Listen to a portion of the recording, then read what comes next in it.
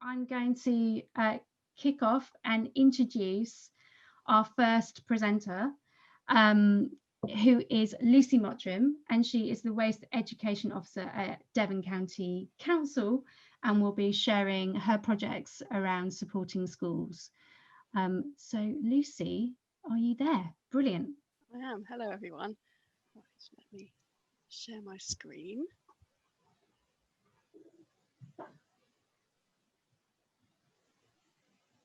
Okay, can everyone see that? Great. Okay, yep. So as Kerry kindly introduced me, I'm Lucy. I work for the waste team at Devon County Council in waste education, but also with some communities work as well. And usually at this point, I introduce some of the issues and problems and stuff we're trying to solve, but I've had enough doom and gloom this year. I don't know about you. So I thought I'd start with a hopeful slide and show you some of the amazing things that we've seen in the last couple of years around waste and youth engagement. The climate strikes have considerably changed the conversation in schools and in youth work around climate and waste, reducing waste. And there's a picture there of a litter pick that's become really popular, so and keeps going. People keep doing it even in lockdown, which is great. There's a picture of my son actually doing some repairs for our local repair cafe. He's only 17, but he volunteers his time doing that. And again, I think that's a really positive picture and lots of hope for the future. And I think I saw Sarah on the call, and I think that's her shop there, the refill shop in the corner.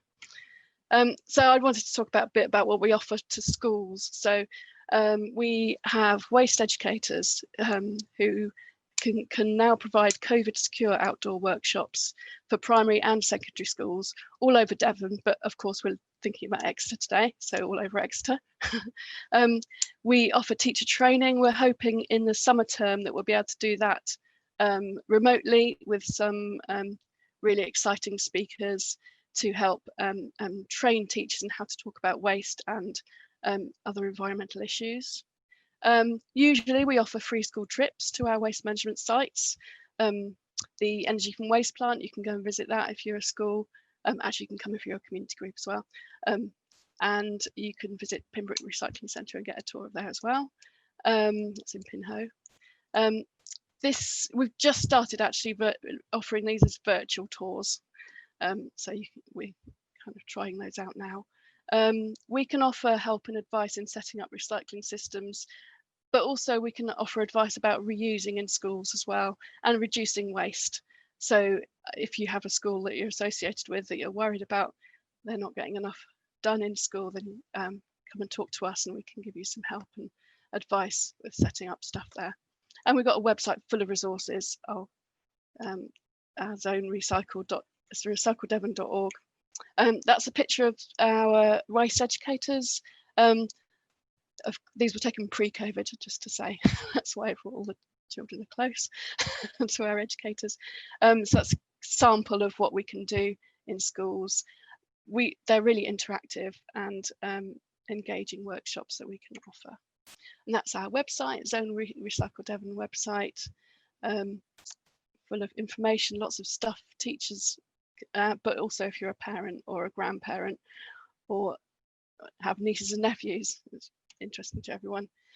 During lockdown, we did quite a lot of waste education at home activities. So we created a weekly set of activities and worksheets, which are available on our website, Home Education.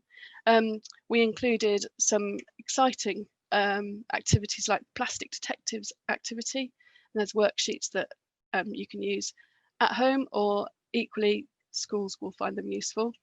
And we've got potatoes into plastic. You can turn potatoes into a plastic. So that's another activity you can do at home, or I think it would be very exciting for a class to do that as well as an end of term activity. Oh, and we did a little video, but I'm not going to play the whole thing. You can go online and watch it.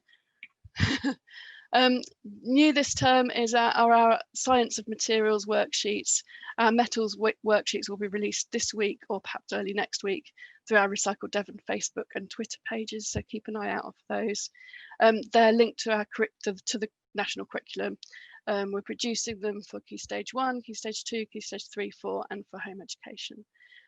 So we're currently doing the metals ones, but we'll be releasing other materials, and that goes into activities to do with the science of materials, which is fascinating. Another approach you can use in schools is the Eco Schools programme, which we work closely with them. It's student-led, so the students choose what to do, really. They audit the school, they find ways for it to be greener amongst a load of different activities, one of which is a waste one. But you've got biodiversity in there and all sorts of other things. And it encourages links to the curriculum. So you can actually find you can do a whole school way of working to encourage the whole school to be an eco school. There is funding available actually at the moment until the 18th of December. So you can see the Eco Schools website for details of that. And we've got pages on our website as well for Eco Schools stuff. So my call to action for you today is to get your local school involved. Perhaps talk to our team about reducing waste at school, or join the Eco Schools movement. So that's 3 calls to action. So hopefully you can do one of those. And that's my contact details if you need to speak to me. I'm all over the Zone website as well. So if you go to that, you'll find my contact details there as well. Brilliant. Thank you, Lucy. That's great. Lucy, I wondered if you wanted to put your details into the chat so yes, that people can access them. That'd be brilliant. Excellent. I'm not sure if there are any questions for Lucy. If there are, can you put them in the chat now? But thank you for sharing all the work that you're doing with schools and all the activities. Quite interested in looking at those, especially I'd like to watch that film, the potato. How to turn a potato into plastic. Yeah. Brilliant. Excellent. Thank you very much. Can't see any questions for you here, Lucy. So you've got out of that tonight. There is a question from Ruth. Do you show the pupils what happens to recycling? Yes, we do. Yes. We have various videos online about what happens. There's a virtual tour as well of the Exeter MRF, which is where all your recycling in Exeter is sorted, and we have a video about what happens at the energy from waste plant as well, so you can see all that online. And yeah, the workshops are about that as well. Yeah. So pupils and students can get access to a tour around the MRF as part.